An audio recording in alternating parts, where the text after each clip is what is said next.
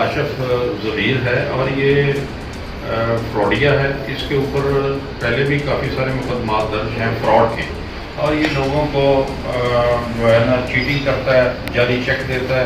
اپنے گلے میں یہ جعلی تمام سونا جعلی ہے, انہوں نے یہ رکھا ہوا ہے اپنے گلے میں ڈال کے, یہ لوگوں سے فراڈ کرتا ہے اور ٹک ٹاک بھی بناتا ہے, اس پہ لوڈ کر دیتا ہے. جو لوگ امپریس ہو کے اس کے ساتھ کانٹیکٹ کرتے ہیں یہ پھر اس کے ساتھ فراڈ کرتا ہے.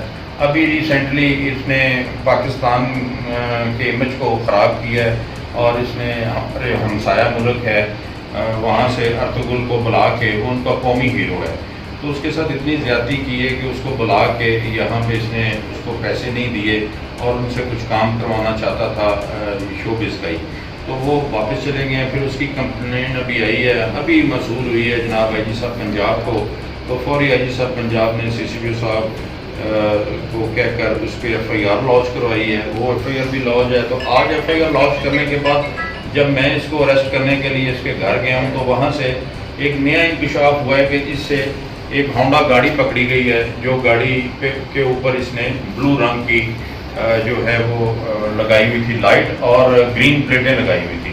تو جب پوچھا تو یہ اس کے کوئی معقول جواب نہیں دے سکا. تو میں نے اس پہ بھی اس کی کارروائی کی ہے کہ یہ گاڑی یوز کر رہا تھا گرین پلیٹ لگا کے, اور اس طرح کر کے یہ شعبہ باز آدمی ہے جس کی وجہ سے معاشرہ خراب ہو رہا ہے. نئے بچے اس سے متاثر ہو کر اس طرح کا جعلی سونا پہن کر عجیب عجیب حرکتیں کر رہے ہیں سوشل میڈیا کے اوپر, اور میری سب سے گزارش ہے کہ اس فراڈیے سے بچیں, اور اس کے ساتھ اس طرح کا جو بھی کسی کے ساتھ یہ کانٹیکٹ کرتا ہے تو کائنڈلی اپنی رقم, اپنے پیسے, چیک اس سے بچائیں. یہ شعبہ باز ہے, فراڈیا ہے, لوگوں کو جعلی چیک دے کے ان سے یہ پیسے لے لیتا ہے.